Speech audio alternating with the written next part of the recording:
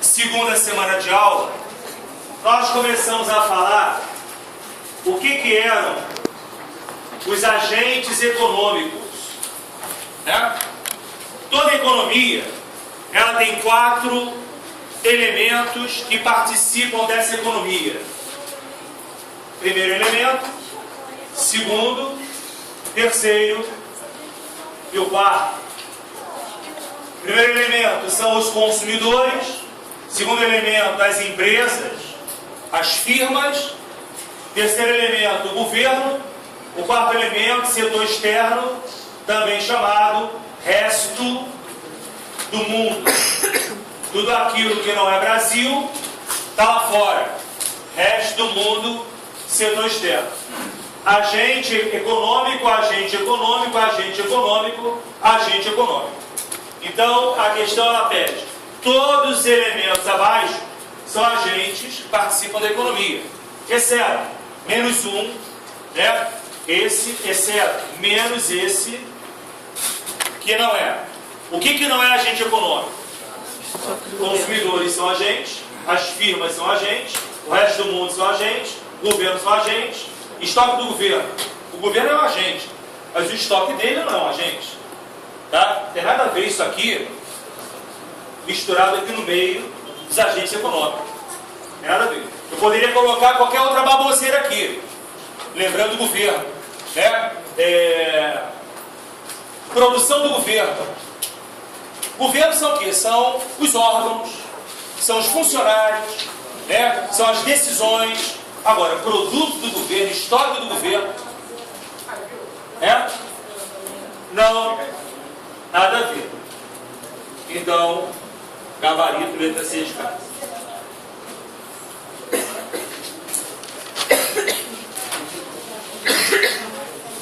Com base, vamos fazer o seguinte, olha. Para poder dar espaço para o gráfico, vamos fazer logo essa 3, né? A gente apaga aqui e coloca. Julgue como verdadeiro ou falso os enunciados aqui, o A e o B. Eu gosto muito de colocar na prova, julgue como verdadeira ou falsa, justificando quando falsa. Quando for verdadeira, não precisa. Quando for falsa, é falsa por isso, por aquilo. É? Para dar um incremento, né? Dar um incremento. Não ficar uma prova muito xoxa. É? Abre aspas. Quanto maior o preço, então o preço subiu. Quanto maior o preço, menor será o consumo. A minha quantidade demandada é consumo. Quantidade demandada é a mesma coisa que consumo? É. Menor será o consumo. Isso que? Ceteris paribus. Ceteris, que eu escrevo. Coéteris. Paribus. Não é paribus não, hein? Ceteris paribus. É um termo latino que significa o quê? Tudo o mais permanecendo o quê? Constante. Que tudo mais constante é esse? Se nada interferir nessas duas variáveis aqui, se o preço subir, o consumo vai diminuir. É como se fosse uma blindagem, né? Olha lá. Está blindado. Tudo que tentar interferir nessa relação aqui, ó, vai bater e vai voltar. Vai bater e vai voltar. Então, é aquela condição que tudo que estiver à volta vai estar o quê? Congelado. Vai estar constante. Expliquei isso na aula passada. A grande maioria estava aí. Essa condição ceteris paribus, que eu represento por ceteris par, ceteris paribus, significa o quê? Eu tenho várias variáveis econômicas. Eu analiso o quê? Congelo as outras e analiso o quê? Uma a uma de cada vez. Tá? O que acontece com o meu consumo quando o preço sobe? Todas as outras ficam o quê? Paradas, congeladas. Isso é ceteris paribus. Né? Ah, vem cá. E se não tivesse ceteris paribus? Eu não posso afirmar isso. Como que não pode? Será que uma terceira variável não estará interferindo aqui no processo? Então, se, quando eu falo ceteris paribus, eu amarrei. Significa que aquilo está acontecendo e isso vai acontecer. Se eu não coloco ceteris paribus, né, fica uma coisa muito solta. Né? Eu estou afirmando isso, mas será que isso vai acontecer?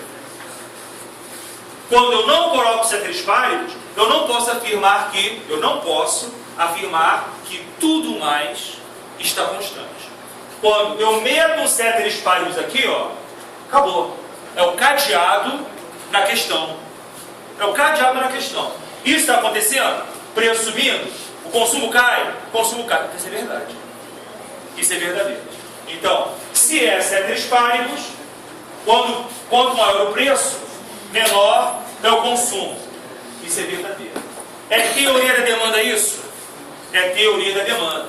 Essa máxima aqui é explicada pela teoria da demanda. Bem facinho. Bem facinho.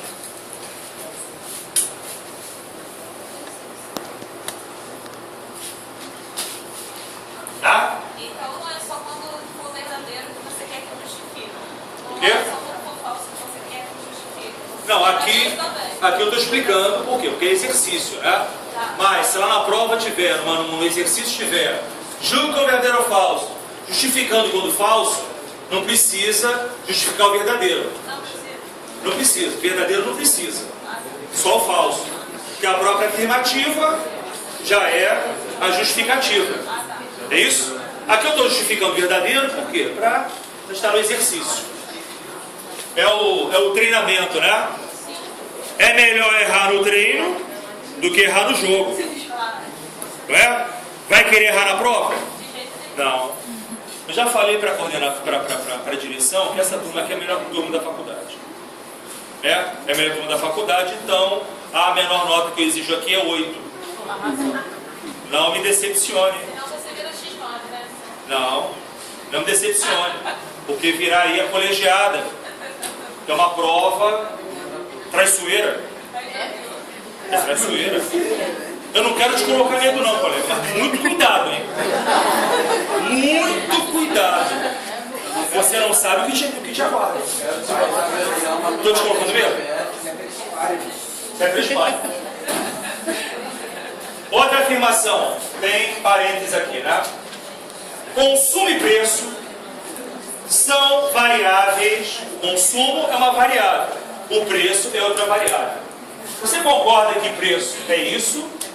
E que consumo, quem é que consome? Consumidor. Consumo é isso aqui, ó, quantidade demandada. Não é? Na teoria da demanda, se o preço sobe, isso tudo ceteris paribus. Se o preço fica mais caro, o que acontece com o consumo de quem está a fim de comprar? Sobe ou desce? Desce.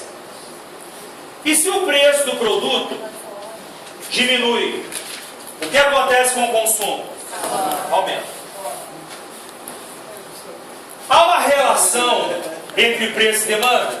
Há uma relação entre preço e demanda. Um sobe, um cai. Um cai, um sobe.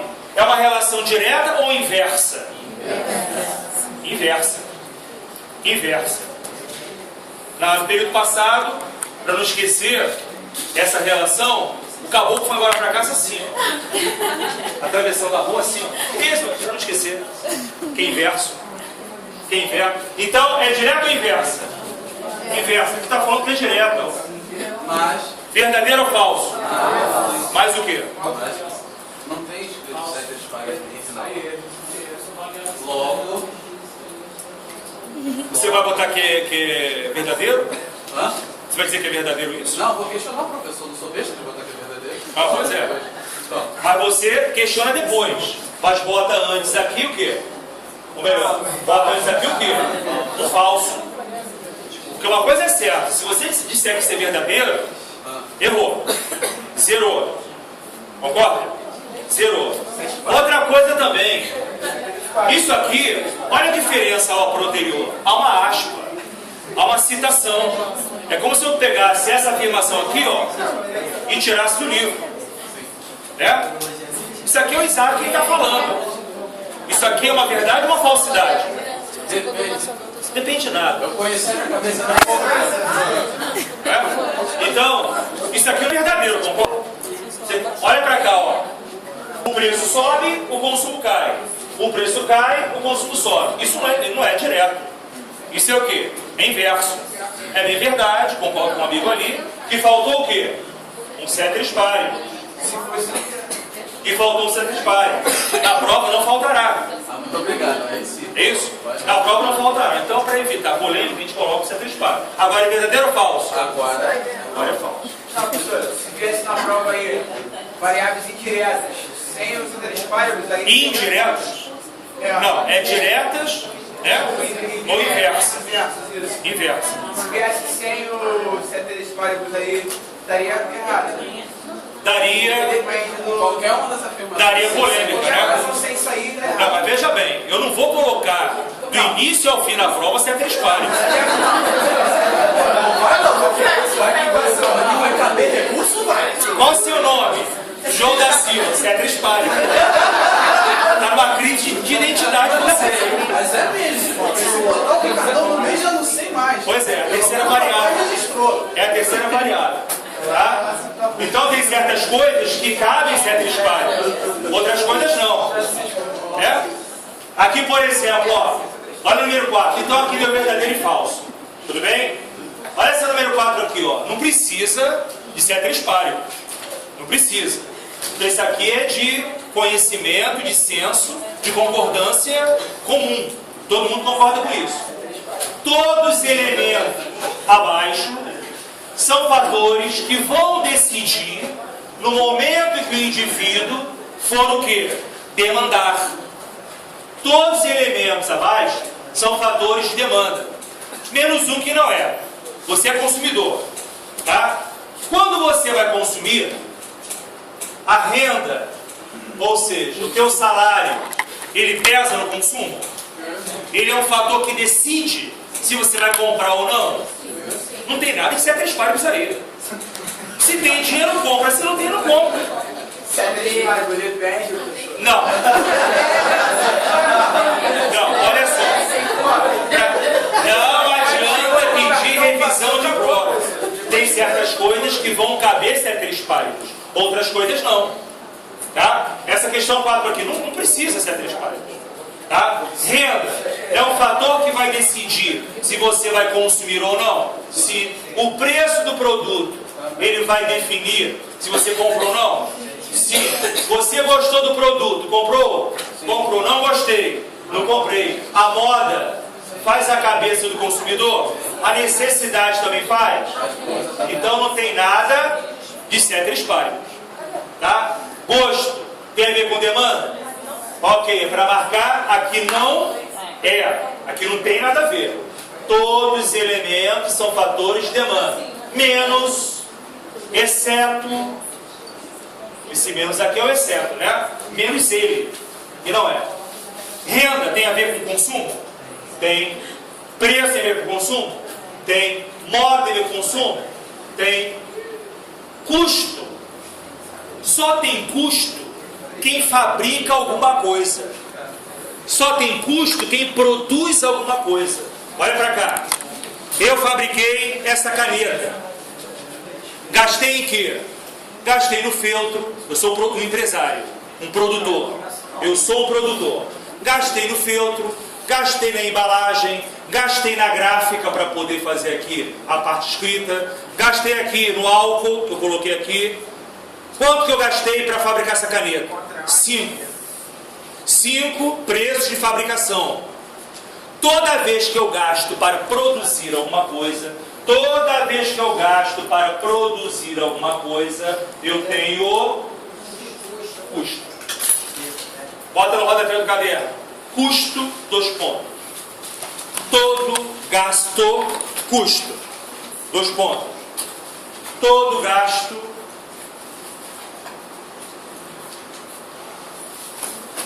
todo gasto financeiro,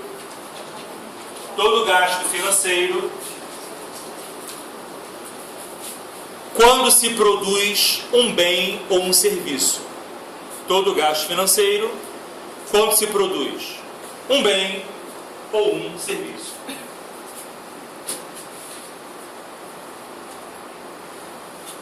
O industrial tem um custo, o comerciante tem um custo, o banqueiro tem um custo, né? O agricultor tem um custo. Quem é que tem custo? Quem produz. Consumidor produz alguma coisa? Não. Então, custo não tem nada a ver com demanda. Custo tem a ver com o quê? Olha só, gente.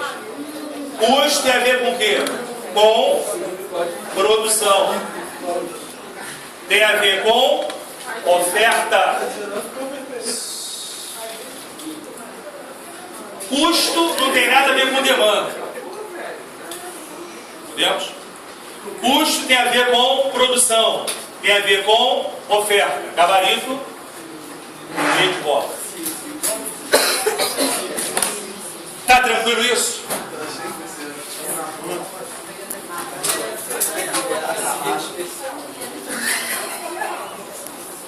Espera aí, galera, dá um tempinho atrás aí.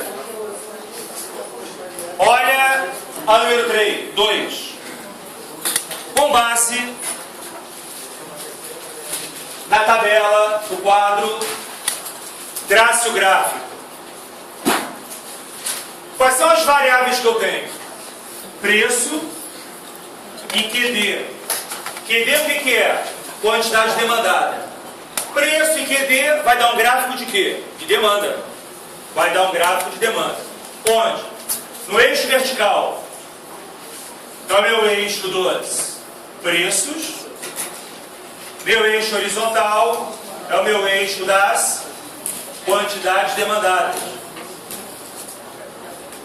Será que esse quadro é de demanda mesmo? Preço 1,20, 30, 1,40, 1,50, 1,60. 1,20 é o preço mais barato. 1,60 é o preço mais caro.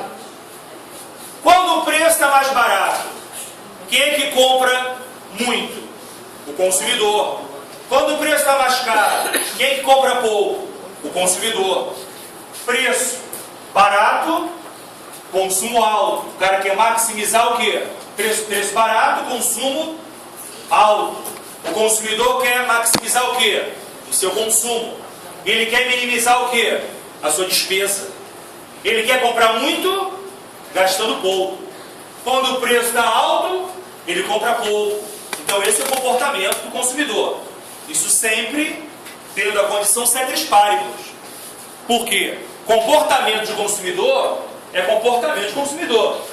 Pode acontecer, se não for ceteris paribus, do preço, mesmo estando alto, o camarada comprar a mesma quantidade de um produto? Pode. Tem que ver se ele é o quê? Fiel. Fidelidade. Fidelização. Isso é muito estudado em marketing. A fidelização de quem? Do consumidor. A fidelização de quem? Do cliente. Olha como é que uma estratégia de marketing, o empresário, ele raciocina. Eu quero colocar um produto para ser vendido no mercado. Mercado consumidor. Mercado aí, um sapato, uma sandália, uma camisa. Qual o preço que eu vou cobrar ao consumidor? A camisa é de qualidade. Todo mundo já conhece a marca, né? Tem ali um bairro onde todo mundo compra, já há muito tempo. O consumidor é o quê? Fiel. Seja bebida, roupa, tênis, né? De maneira que eu posso colocar esse produto para ser vendido a R$50, que tem gente que compra. Tem gente que paga. Olha um exemplo claro aqui, ó, de consumo. Um exemplo claro de consumo. Universidade, PUC, lá na Gávea, né? Pontifícia Universidade Católica. Isso aqui é uma marca. É uma marca de mercado? É uma marca procurada? Marca procurada. Tem o nome. Universidade Católica. O curso de medicina, o padre lá, que é o reitor, né? O padre da PUC, botou para aquele semestre 100 vagas para o curso de medicina. E a mensalidade do curso de medicina está sendo cobrada R$6.000. Mês. Todo mês, R$6 lá. R$6 lá. Chegou o 101º, chegou lá para o reitor: ah, seu padre, pelo amor de Deus. Ah, seu padre, deixa o seu 101º. Não, meu filho, não pode. Isso o reitor da PUC fala assim, né? O reitor, não estou sacaneando o católico, não, estou sacaneando o reitor da PUC. Fala aí, como é que é seu padre? Não pode, não pode. Por quê? Ah, o MEC não deixa. O MEC não deixa colocar 101 vagas. Pode ter 100. Mas seu padre, eu pago 7, não pode. Eu pago 8, não pode. Eu pago 9, não pode. Não pode, meu filho. Você concorda que quando uma PUC coloca uma mensalidade de um curso de medicina a R$6.000, é porque ela sabe que tem gente que é fiel à marca? O filho do seu bacana vai pagar 7.000, 8.000, 9.000, 10.000. Vai ter clientela. Vai ter clientela. Percebe? Então, quando a gente fala que o cara compra muito quando está baratinho e compra menos quando está caro, isso seta espalhos. Nada mais interferindo no processo. Porque pode acontecer do preço estar caro e ter gente comprando bastante. O preço está caro e tem 102 candidatos, 103 candidatos, 104 candidatos. Então, depende muito do comportamento de cada consumidor. Não sei se eu já falei para você aqui, eu não como carne vermelha há 13 anos. Eu não como carne bovina, carne de porco, presunto, salame, nada disso entra lá em casa. Quer me chamar para o churrasco? Faça carne. Faça. Mas eu vou porque eu levo meu peixe, debaixo do braço, eu levo meu peixe para botar na chapa. Tá certo? Então, preço da picanha maturada, de R$50 caiu para R$20. Muito obrigado, não quero nada. Qual é o meu consumo? 0. Caiu de 30 para R$20. 0. Chegou a R$10, vai comprar? Não, tá podre. Tá podre, não compro nada. Então de graça, dá para tua mãe que é melhor. Não quero carne, não. Então qual é o meu comportamento enquanto consumidor? Com carne vermelha. Pode chegar a 0, porque o meu consumo é 0. Agora, um salmãozinho, um vinhozinho espanhol, um negocinho assim, só para disfarçar, um vinhozinho espanhol. O vinhozinho espanhol de 80 passou para 100. Eu vou continuar comprando 2 garrafinhas lá para tomar antes do almoço. E quando abrir a garrafa, toma bem pouquinho para não acabar.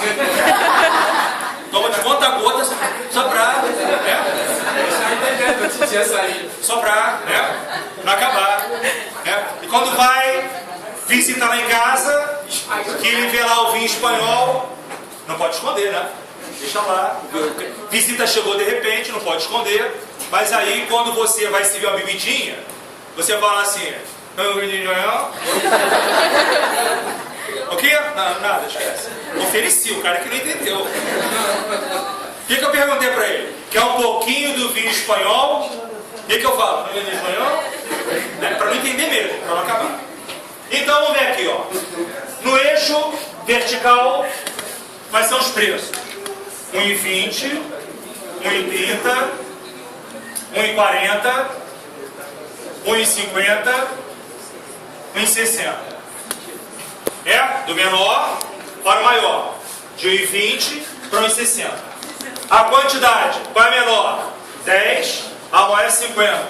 Então, 10 unidades, 20, 30, 40, 50. Agora é só ligar. Quando o preço está barato, o consumidor compra muito ou pouco? Muito. 1,20 com 50. 1,30. Aumentou o preço, ó. De 1,20 aumentou para 1,30. O que acontece com o meu consumo? Cai para 40. 1,30 com 40. 1,40 com 30. 1,50 com 20. 1,60 com 10. Meu gráfico de demanda é crescente ou decrescente? Decrescente. Com esse formato aí. Tá? Decrescente. Esse aqui é o meu gráfico de demanda. E fácil. Muito fácil. Vai cair assim na prova? Hein? Vai cair assim na prova? Vai cair semelhante, mas não vai cair idêntico. Não, beleza. Entendeu? Semelhante é uma coisa, idêntico é outra. É? Agora, então um cara bom que vai acertar isso. Eles param nessa questão aí. Vou encher a prova de ceteris paribus para não ter que eles estão anulados. Pelo menos um ponto, né? Pelo menos um ponto é garantido, né? Isso aí. Inclusive na nota, né?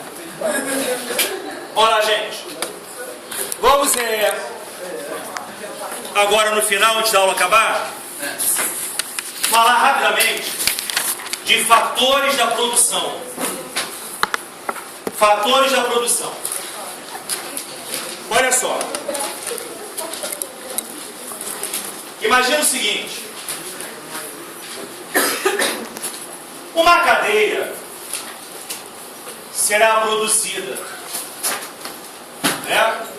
Uma cadeira será produzida. Quais são os elementos que existem para que essa cadeira exista? Quais são os fatores que entraram na produção dessa cadeira? Fatores da produção. Antes de mais nada, o que são fatores da produção? São elementos que compõem um produto em sua fabricação. São elementos que compõem o produto no momento de sua fabricação. Os fatores da produção são 4. Matéria-prima, que eu também chamo de terra, que eu também chamo de natureza. Matéria-prima, terra, natureza. Natureza. Se a cadeira é de madeira, qual é a matéria-prima da cadeira? Madeira. Então, a matéria-prima aqui é o que? Madeira. Lembrando que matéria-prima é todo produto que vem da natureza, é todo elemento que vem da natureza que ainda não passou por um acabamento. Está em estado bruto. Né? Uma árvore ali, ó, madeira. É uma árvore não acabada, ou melhor, é um produto não trabalhado. Está cheio de farpa, né? Você mete lá um machado na madeira, arranca uma lasca, está em estado bruto, estado cru, cheio de farpa, né? Não virou ripa, não virou tábua, não virou ainda mesa. Então, matéria-prima. Tá? Matéria-prima, terra ou natureza é a mesma coisa. Segundo fator produtivo, mão de obra. Mão de obra é um outro fator da produção. Matéria-prima, mão de obra. Mão de obra também chamado trabalho. Trabalho. Seja trabalho braçal ou intelectual, tá? Não importa se o cara está programando, fazendo um programa de computador, ou não importa se o camarada está serrando, né, o braço de uma madeira para fazer a cadeira. Imagine que a cadeira ela é feita numa carpintaria. Qual é a mão de obra? O carpinteiro. O trabalhador carpinteiro. carpinteiro. Tá legal? Matéria-prima, mão de obra. Capital é o terceiro fator de produção. Quando a gente fala de capital, que é um elemento muito estudado na economia, o capital. Capital pode ser dinheiro, capital pode ser o serrote, o capital pode ser a serralheria, o local onde a cadeira é feita, serralheria, carpintaria, não é o caso? A própria carpintaria, carpinteiro, serralheria é outra coisa. Carpintaria, Ou seja, todo elemento, toda máquina, todo instrumento que entra para poder fazer a cadeira. Tá? Geralmente nós entendemos capital, geralmente, não é só, mas capital geralmente é dinheiro, né? Eu estou capitalizado, eu estou descapitalizado, eu tenho dinheiro, não tenho dinheiro, é capital. Capital. Preciso de madeira para fazer a cadeira? Preciso do carpinteiro para fazer a cadeira? Preciso de dinheiro para poder comprar os ingredientes da cadeira? O prego, o verniz, a tinta? Preciso. E a tecnologia. Tecnologia. Para fazer a cadeira. Olha o que é a tecnologia, ó. Palavra inglesa. Know-how. Know-how. O que é o know-how? Conhecimento. Conhecimento. Como fazer.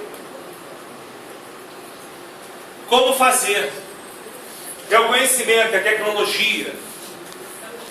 Conhecimento e tecnologia, hoje, são fator, é um fator de produção, é o fator mais caro.